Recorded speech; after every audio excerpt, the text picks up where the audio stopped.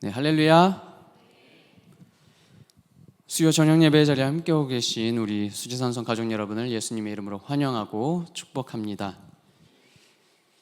오늘 본문에서는 다윗이 다시 한번 블레셋 땅으로 피신합니다. 예전에 21장에서 다윗이 도피 생활 초반에 놉당에 들렀다가 가드왕 아기스에게로 피했던 적이 있죠. 그때 아기스 왕의 손에 죽을까 두려워 미친 척을 하고 다시 아둘람으로 도망갔었습니다. 그런데 오늘 본문에서 다윗은 다시 한번 블레셋 땅 가드로 들어가 가드왕 마옥의 아들 아기스에게로 갑니다. 지난번에 갔을 때는 미친 척 연기한 게 먹혀서 아기스 왕도 다윗을 미친 사람으로 오해하고 내쫓았었는데 이번에는 다윗을 받아줘요. 다윗이 처음 가드로 도망갔을 때에는 다윗이 아직 이스라엘에서 용사로 명성을 떨치고 있었죠.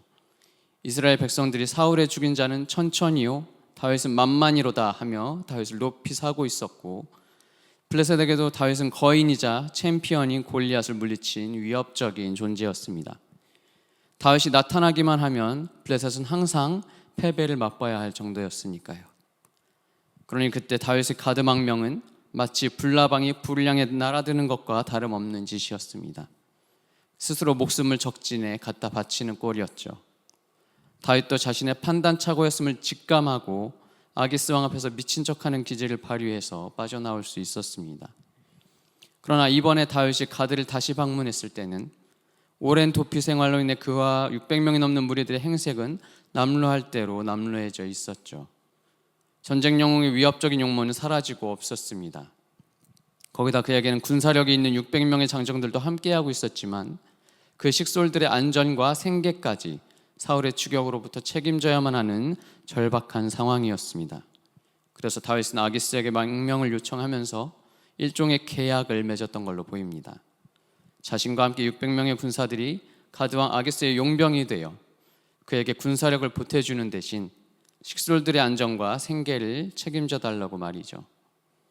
아기스 왕도 다윗의 제안이 나쁘지 않았고 다윗이 군사적으로 충분한 이용 가치가 있었기에 다윗이 제안한 계약을 수락하고 망명을 허락합니다. 그렇게 이뤄진 다윗의 블레셋 망명은 성공적으로 보였습니다. 블레셋 가드 땅으로 넘어온 덕분에 가드왕 아기스가 받아준 덕분에 사울의 추격과 위협을 피할 수 있게 됐고 자신과 함께하는 무리들의 안전과 생계까지 모두 해결할 수 있게 됐거든요. 다윗이 오늘 본문 1절에서 생각한 대로 사울의 손에 잡혀 죽을 걱정은 하지 않아도 되는 그런 시간을 누릴 수 있게 됐고, 이런 나날들은 다윗에게 내가 그 손에서 벗어나리라 마음먹은 대로 정말 사울의 손에서 벗어난 듯한 해방감을 안겨주었습니다. 실제로 4절에 보면 사울은 다윗이 가드로 도망쳤다는 소식을 듣고 더는 다윗을 쫓아다니지 않는다는 걸 알 수 있어요. 사울은 다윗이 이스라엘의 숙적인 블레셋 사람들에게로 갔다면 이제 다윗은 왕국의 배신자로서 더는 왕이 될 자격이 없고 조국으로 다시 돌아올 수도 없다고 판단했습니다. 그래서 이제 26장의 시팡무지 추격 사건을 마지막으로 사울이 다윗을 추격하는 장면은 더 이상 기록되어 있지 않죠. 다윗은 사무엘에게 왕으로 기름 부음을 받은 이래로 지금처럼 안심되고 안락한 생활을 해본 적이 없었어요. 그런 안락한 가드 왕궁 생활에 한 가지 문제가 있다면 아기스 왕의 신뢰를 얻는 일이었습니다. 아무래도 적국의 장수 출신이다 보니 계약을 맺고 왕궁에서 지낸다 하지만 완전한 신임을 얻기는 어려웠고, 가드 왕의 신뢰를 얻기 위해서는 용병으로서 철저히 블레셋의 군사적으로 또 재정적으로 이익을 가져다주는 모습을 보여줘야 했습니다. 일단은 다윗은 아기스 왕과 신하들의 의심의 눈초리를 피하기 위해 꾀를 내어 아기스 왕을 설득합니다. 한낱 용병인 자신이 어떻게 왕과 함께 왕궁에 거할 수 있겠냐며 블레셋의 지방성읍 중에 한 곳에 거주할 수 있도록 허락을 구하죠. 아기스 왕은 다윗의 말을 좋게 여겨 시글락 땅을 다윗에게 주고 거기서 지낼 수 있도록 허락해 줍니다. 다윗은 시글락을 거점으로 아기스 왕의 신임을 얻기 위해 살인과 약탈을 일삼으며 살아갑니다. 오늘은 어디를 습격했는지 묻는 아기스 왕의 질문에 다윗은 아기스 왕이 듣기 좋은 말로 꾸며대죠. 유다의 남부지방과 여라무엘 족속의 남부지방과 겐 족속의 남부지방들을 습격하고 돌아왔다고 거짓말합니다. 다윗이 실제로 습격해 피해를 입힌 곳은 그술과 기르스와 아말렉이지만 아기스 왕에게는 블레셋의 적국인 이스라엘과 그 우방 민족들, 즉 유다 남부와 여라무엘 족속과 겐 족속의 남부 지역을 습격해 피해를 입히고 전리품을 챙겨왔다고 하는 거죠. 다윗은 이렇게 함으로써 블레셋 민족인 아기스 왕에게 자신이 이스라엘을 완전히 등지고 블레셋의 용병으로서 아주 충실하게 블레셋의 국익을 위해 행동하고 있다는 걸 증명하고자 했습니다. 물론 그 모든 건 거짓이었고 거짓을 들키지 않기 위해 습격한 그 지역의 사람들을 남기지 않고 죽여서 입막음까지 하는 치밀함을 보이죠. 이렇게 계속된 다윗의 약탈과 거짓말에 의해 아기스 왕은 다윗을 신임하기에 이르렀고 다윗이 이스라엘의 적이 되었으니 이제 다윗은 영영 자기의 부하가 될 거라고 생각했습니다. 여러분, 오늘 본문에서 다윗은 이스라엘의 왕이 될 사람인데 왕이 자신이 다스려야 할 국토를 떠나 외국에서, 그것도 자신이 국민들을 대신해 싸워야 할 적국에서 자신의 소명을 잊고 살아가는 모습을 보여줍니다.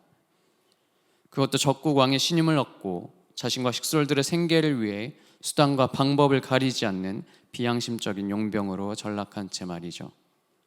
하나님의 마음에 합한 다윗, 이스라엘의 전쟁 영웅이자 왕권의 차기 계승자였던 위대한 다윗이 어쩌다 이렇게 타락하게 되었을까요? 그 모든 건 다윗이 사울의 손에서 벗어나리라 생각한 데서 비롯됐습니다. 오늘 본문 바로 앞에 26장 25절에서는 다윗이 자기 길로 갔다고 기록하고 있어요. 다윗은 사울의 손에서 벗어나야겠다는 생각에 사로잡혀 하나님께 묻지도 않고 자신이 판단하기에 가장 좋아 보이는 길을 선택했습니다. 끈질긴 사울의 추격과 위협에 질려서 사울의 손이 미치지 않는 곳으로 가야겠다는 생각이 다윗의 발길을 블레셋으로 향하도록 만들었죠.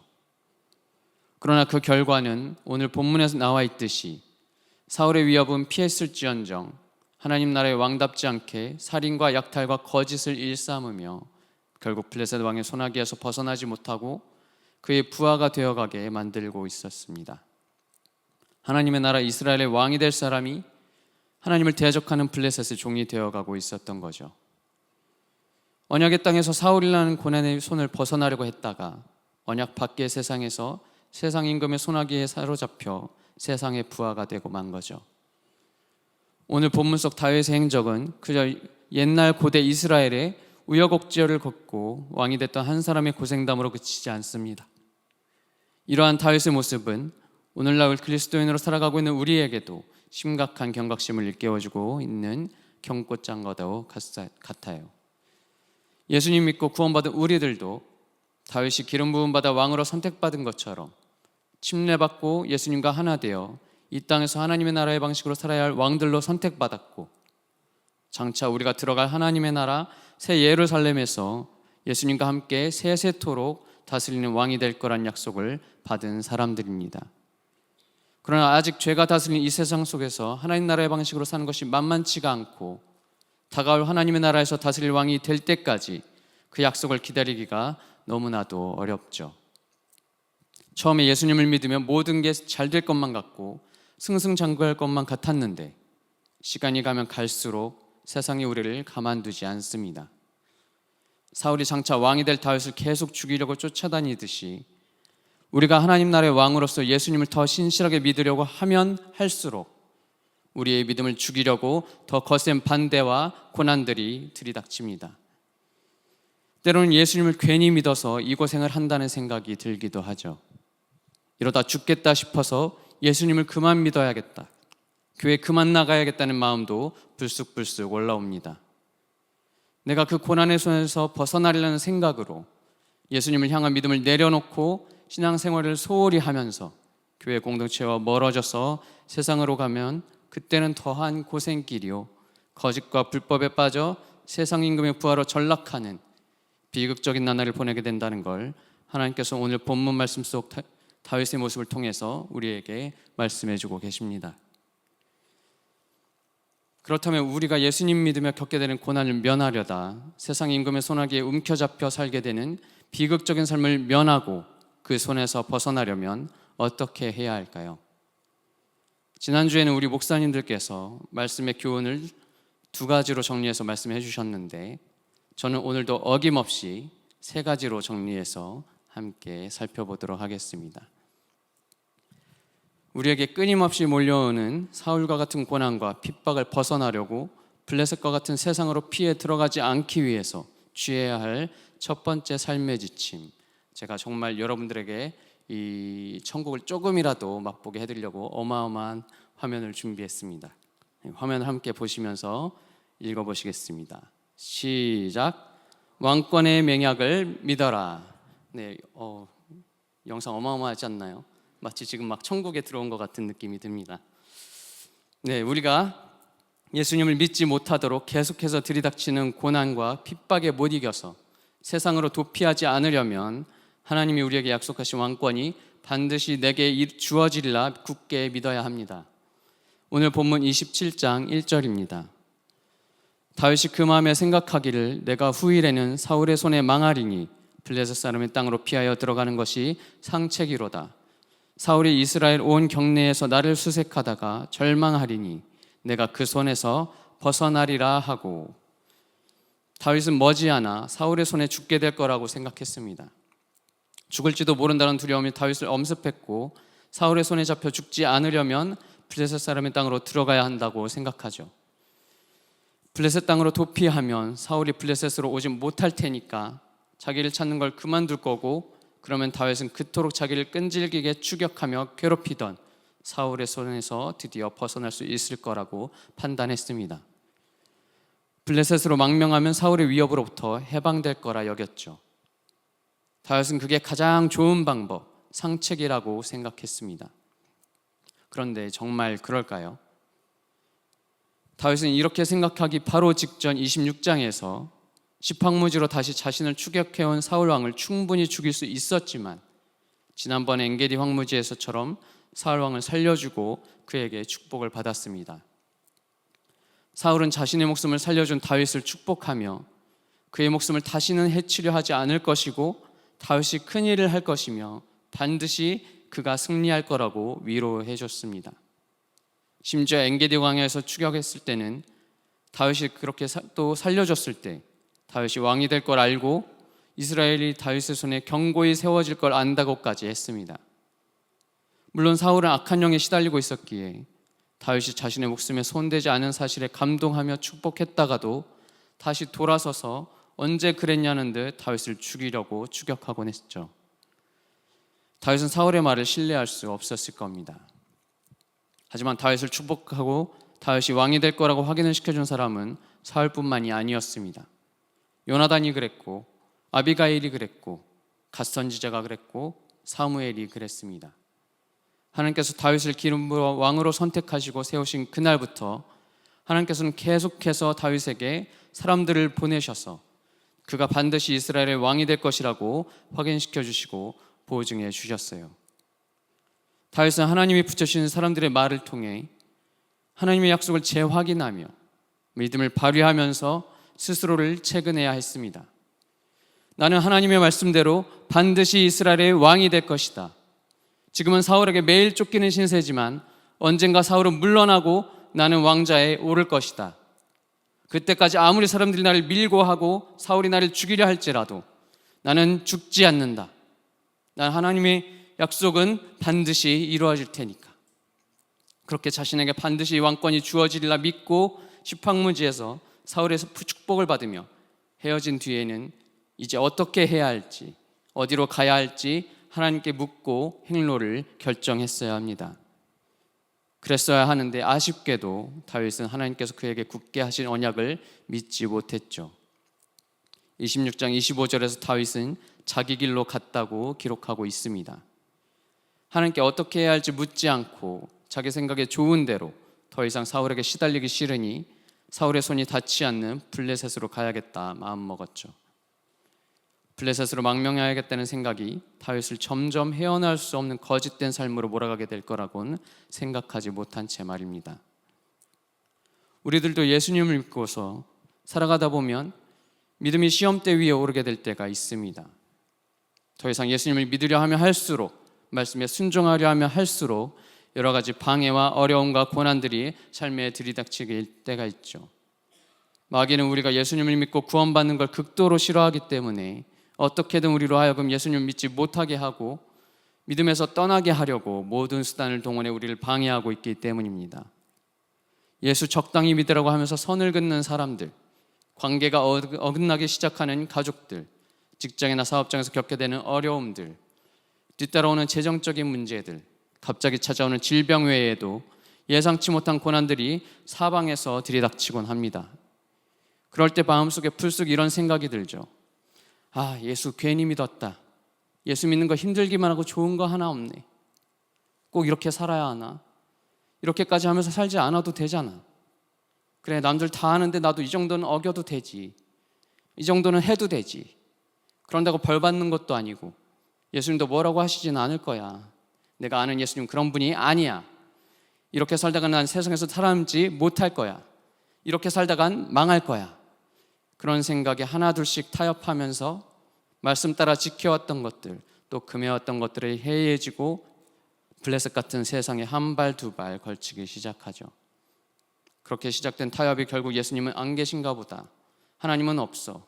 성경은 다 허구고 기독교는 그냥 마음 약한 사람들이 빠지는 종교일 뿐이라고 받아들이면서 믿음을 잃고 세상에 섞여버리게 만듭니다. 세상 임금 마귀가 원하는 대로 이 세상에서 하나님 나라의 방식대로 다스리며 살아가야 할 왕으로 부름받은 소명을 잊고서 세상에 살아남고자 세상 방식을 따라 사는 세상의 종이 되어갑니다. 그렇게 되면 다시 믿음을 회복하기가 정말 쉽지 않습니다. 어쩌면 영영 회복하지 못하고 살아계신 하나님과 천국과 지옥의 존재도 잊은 채 그렇게 살다가 돌이킬 수 없는 삶의 결말을 맺게 될 수도 있죠.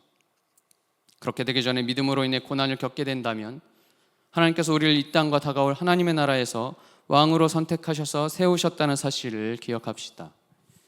그 사실을 기억하기 위해 하나님께서 이 땅에서 나를 하나님의 나라의 방식대로 살아가는 왕으로 삼으셨고 이 힘겨운 삶을 잘 이겨내고 하나님의 나라에 들어가면 거기서 나를 왕의 자리에 앉히실 거라는 약속의 말씀들을 펴서 읽어보세요. 예를 들면 다음과 같은 말씀들입니다. 베드로전서 2장 9절, 요한계시록 5장 9절 10절, 20장 6절, 22장 5절입니다. 화면을 준비했는데 보시면서 다 함께 차례대로 합독하시겠습니다. 시작.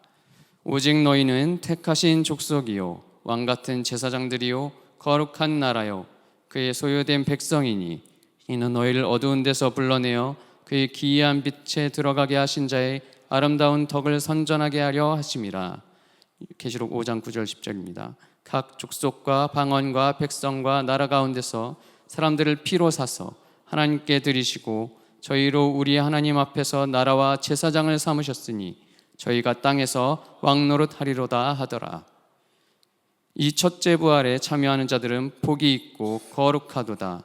둘째 사망이 그들을 다스리는 권세가 없고 도리어 그들이 하나님과 그리스도의 제사장이 되어 1000년 동안 그리스도로 더불어 왕노릇 하리라. 다시 밤이 없겠고 등불과 햇빛이 쓸데없으니 이는 주 하나님이 저희에게 비추심이라. 저희가 세세토록 왕노릇 하리로다. 아멘. 이렇게 아버지께서 우리에게 굳게 약속하신 언약의 말씀들을 읽고 붙들면서 스스로에게 선포합시다. 나는 하나님께 왕권을 약속받은 사람이다. 나는 하나님의 약속대로 반드시 하나님 나라에서 왕이 될 것이다. 지금은 이 고난의 허덕이는 초라한 신세지만 난 반드시 약속된 보좌에 앉게 될 거다. 그때까지 아무리 이 고난이 내게서 믿음을 빼앗으려 하고 죽이려 할지라도 나는 죽지 않는다. 망하지 않는다. 하나님의 약속은 반드시 이루어진다. 예수님 믿다가 온갖 어려움과 핍박 때문에 믿음을 포기하고 세상으로 돌아가고 싶을 때 이렇게 하나님이 우리에게 주신 약속의 말씀을 스스로에게 선포하며 통과해 나가면 성령님께서 우리에게 이길 능력을 주실 겁니다. 고난 속에서 우리에게 주어진 왕권의 약속을 굳게 붙드는 것이 우리에게 블레셋과 같은 세상으로 도망가고 싶은 유혹을 뿌리치고 하나님의 언약 안에서 굳건히 살아가게 하는 힘이 됩니다. 이처럼 우리 삶에 수시로 밀려오는 어려움 가운데 반드시 왕이 되리라는 약속을 붙들고 살아가면 아무리 어려워도 세상으로 도망가지 않고 하나님 나라의 왕의 정체성을 지키며 살아갈 수 있습니다. 그런데 이 땅에서 하나님 나라의 왕의 정체성을 지키며 살아가려면 우리가 감당해야 할 것들이 있습니다. 이걸 감당해야만 우리는 왕의 정체성을 지키고 하나님 나라에서 왕 노릇하며 살 수 있어요.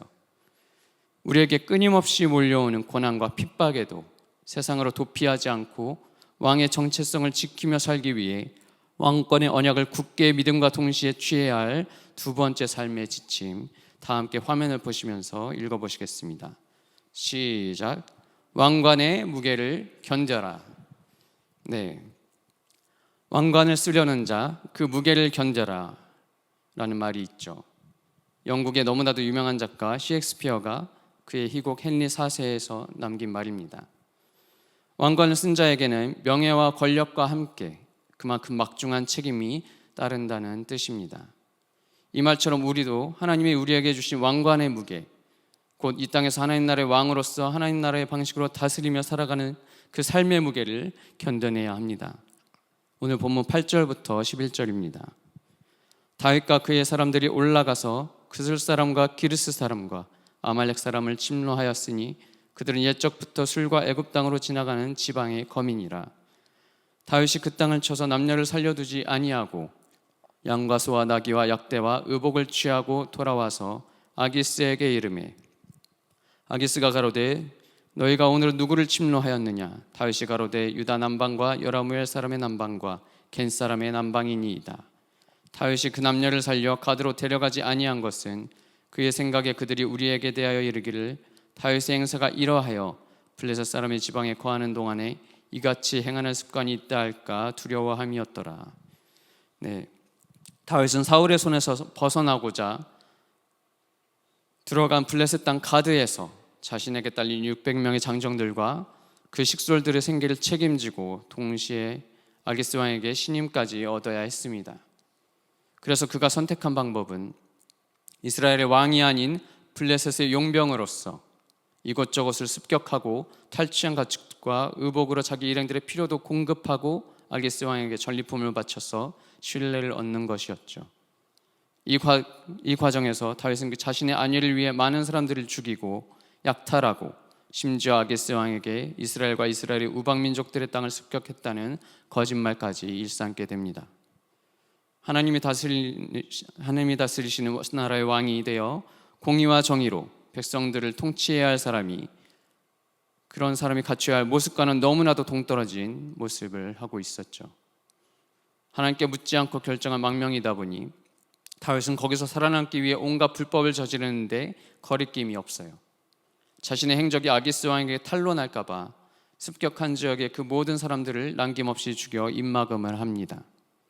약탈하는 것도 망설임이 없고 사람을 속이는 것도 대수롭지 않게 여깁니다. 물론 다윗에게 딸린 사람들이 많고 그들을 책임져야 하는 그의 어깨가 무겁긴 했겠지만, 그럼에도 다윗은 왕으로서 거짓이 없이, 그렇게 거짓 없이 행하고 공의롭게 행하는 모습을 보여줘야 했습니다. 다윗은 이 부분에서 실패한 거죠. 하나님의 약속을 믿지 못하고 하나님의 언약과 상관없는 블레셋 땅으로 도피해온 결과 다윗은 그곳에서 왕으로서의 면모를 서서히 잃어가게 된 겁니다. 장차 왕이 될 사람으로서 살아내야 할 정직하고 공의로운 삶의 모습, 삶의 방식을 감당하기를 포기하고 왕이 아닌 용병의 삶을 살아가죠. 블레셋에 있는 동안 자신에게 주어진 왕관의 무게를 감당하려 하지 않고 외면해 버렸습니다. 그 모든 게 사울의 손에서 벗어나기 위해서, 사울이라는 고난을 피하기 위해 이스라엘을 떠나 블레셋으로 망명한 결과였습니다. 다윗은 힘들더라도 이스라엘을 떠나지 말았어야 합니다. 이스라엘의 국경을 넘지 말았어야 했어요. 이스라엘 영토 안에서 고난당할지라도 장차 왕이 될 사람으로서 고난 속에서 연단받으며 하나님의 인도를 받아서 사람들을 바르게 이끌고 필요를 공급하면서 왕관의 무게를, 왕으로서의 책임을 감당해 나갔어야 합니다. 그렇게 자신과 함께하는 일행들에게 하나님이 세우신 왕으로서 덕을 끼치고 좋은 본을 보여줌으로써 자신의 공동체를 하나님의 통치가 드러나는 공동체로 세워갔어야 합니다. 그런데 다윗은 블레셋에 들어가서 자신에게 주어진 왕관의 무게를 감당하기를 소홀히 함으로써 자신의 공동체를 도적의 소굴처럼 죄로 가득 찬 공동체로 만들고야 말았어요. 거기다 다윗의 계속된 침략과 약탈로 30장에 가면 다윗이 잠시 시글락을 비운 사이에 아말렉 사람들이 보복성으로 시글락에 쳐들어와 다윗 일행들의 아내와 자녀들을 사로잡아가는 일까지 발생합니다. 다윗이 왕의 계승자로서 합당하지 못한 삶을 산 폐해가 고스란히 그의 일행들에게 돌아온 거죠. 다윗이 보기에 가장 최선책으로 보였던 블레셋 망명이란 선택이 결국 식솔들의 생명을 위험에 빠뜨리는 결과를 낳게 된 겁니다.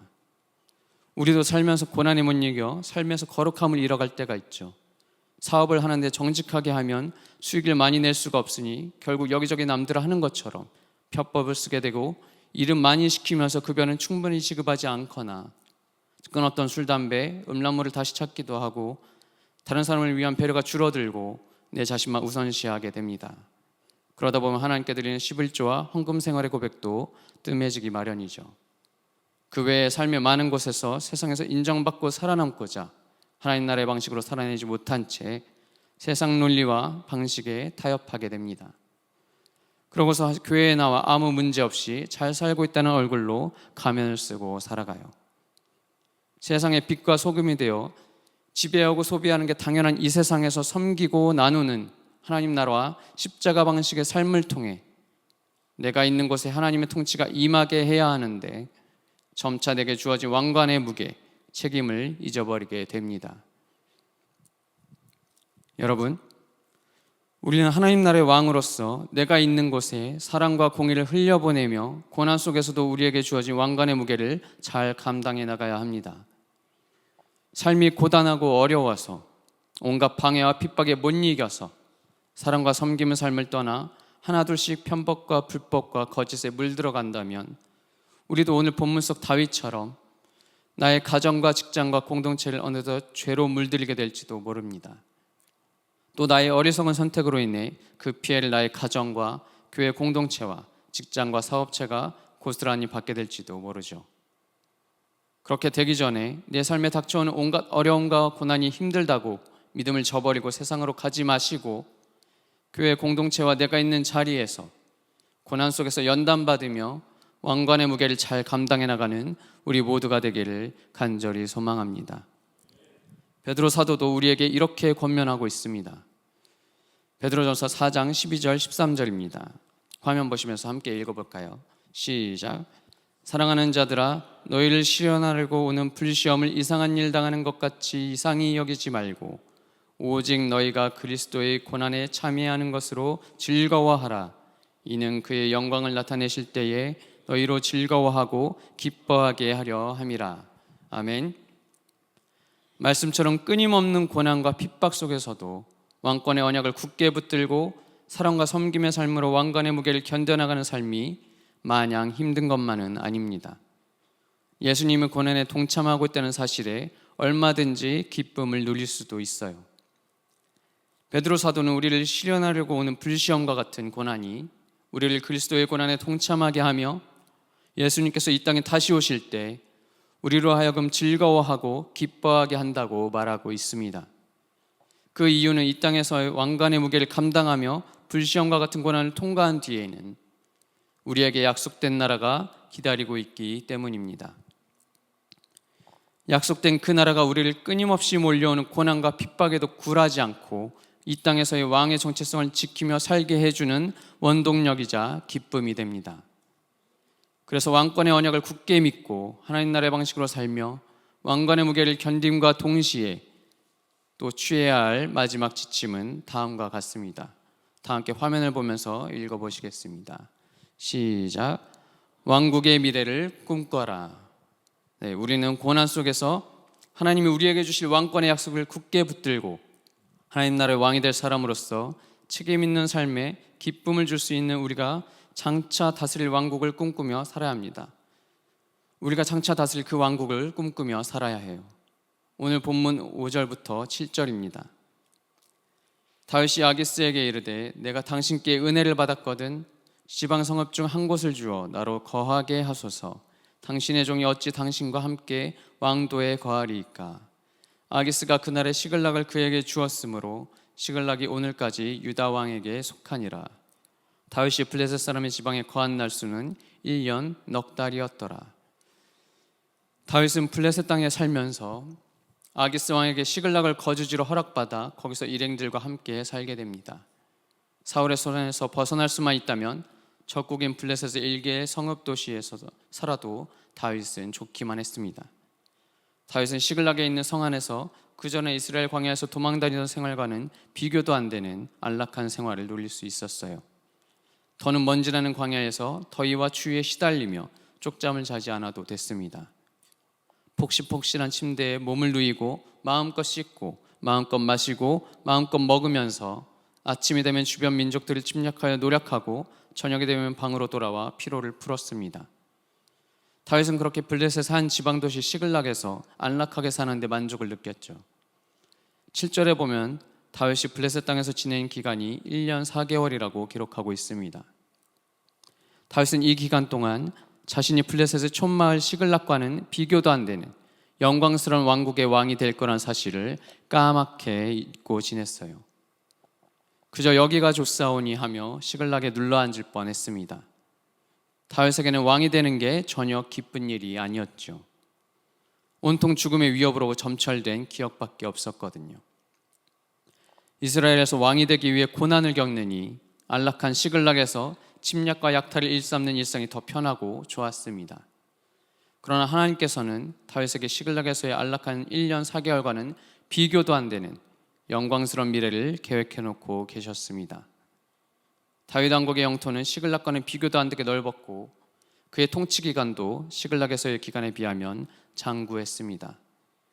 다윗이 하나님이 자신에게 예비해 놓으신 왕국의 미래를 조금이라도 알았다면 다윗은 그 영광스러운 미래를 꿈꾸며 사울의 위협과 계속되는 고난 가운데에서도 이스라엘 땅을 떠나지 않고 어떻게든 머무르며 그때가 오기를 기다렸을 겁니다. 그러나 아쉽게도 다윗은 블레셋 망명을 앞두고 하나님께 묻지 않았고 결국 블레셋 땅에서 왕의 정체성을 잊어버리게 되죠. 우리도 살면서 시글락과 같은 이 땅의 것에 만족하며 우리에게 예비된 나라 하나님의 왕국이 어떤 곳인지 잊어버릴 때가 너무나도 많습니다. 그저 잠깐 머물다가는 이 땅에서 하나님의 나라에 우리를 위해 예비되어 있는 처소와는 비교도 안 되게 초라하고 좁은 집을 얻어내려고 아등바등하며 살고 조금 더 맛있는 음식과 차를 타고 좀 더 많은 재산을 축적하려고 하다가 온갖 어려움과 고난에 시달리게 되죠. 예수님을 믿으면서도 방금 언급한 문제들로부터 결코 자유로울 수 없어요. 그렇게 우리는 삶의 고난이 덮쳐올 때뿐만 아니라 삶의 매 순간 우리에게 예비된 왕국 하나님의 나라가 있다는 사실을 기억하며 살아야 합니다. 하루하루 그곳에서 누릴 영광을 꿈꾸며 살아야 합니다. 그 왕국에서 누릴 우리의 미래, 영생의 날들을 꿈꾸며 살 때 우리는 잠시 괴로워하다가도 다시 힘을 내고 또 고난 중에도 기쁨을 누리며 이겨나갈 수 있습니다. 바울 사도도 이렇게 증거하고 있습니다. 로마서 8장 18절입니다. 다 함께 읽겠습니다. 시작.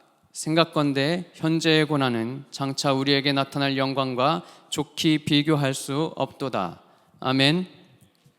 그러므로 여러분, 다윗처럼 삶에 계속되는 고난으로 지치고 낙심돼서 하나님의 언약과 상관없는 블레셋 땅, 세상으로 떠나고 싶은 생각을 하고 계신 분이 혹시 계시다면 다시 마음을 가다듬고 마음을 일으키셨으면 좋겠습니다. 결코 예수님 믿는 게 힘들다는 이유로 신앙생활에 반대와 핍박이 심하다는 이유로 예수님 믿어도 삶이 팍팍하다는 이유로 믿음을 저버리고 교회 공동체를 떠나지 않으셨으면 좋겠습니다. 고난의 손을 벗어나려다가 되려 세상 임금의 손아귀에서 벗어나지 못하고 영영 헤매게 될 수 있기 때문입니다. 이 땅에서의 힘든 삶을 참고 이겨내면 우리에게 빛나는 왕관과 왕자가 상급으로 주어지며 하나님의 왕국에서 예수님과 함께 왕노릇하는 영광스러운 미래가 기다리고 있기 때문입니다. 바울 사도가 이렇게 증거했습니다. 디모데후서 2장 11절부터 13절입니다. 화면을 보시면서 다 함께 읽겠습니다. 시작. 미쁘다 이 말이여, 우리가 주와 함께 죽었으면 또한 함께 살 것이요, 참으면 또한 함께 왕노릇할 것이요, 우리가 주를 부인하면 주도 우리를 부인하실 것이라. 우리는 미쁨이 없을지라도 주는 일양 미쁘시니 자기를 부인하실 수 없으시리라. 아멘. 이 말씀은 참으로 믿을 만하며 우리의 일평생에 붙잡고 기다릴 만한 말씀입니다. 제가 힘든 시기를 보낼 때 붙잡고 통과했던 말씀이기도 합니다. 우리가 참으면 또한 함께 왕노릇할 겁니다. 그렇기에 여러분, 지금 잠시 힘들지라도 하나님이 우리에게 주신 약속을 굳게 붙들고 이 땅에서 살아내야 할 삶의 무게를 견뎌내며 아버지의 나라에서 영원히 누릴 영광스러운 미래를 꿈꾸면서 하루하루 이겨나가기로 다 함께 결단하고 그렇게 살아나갑시다.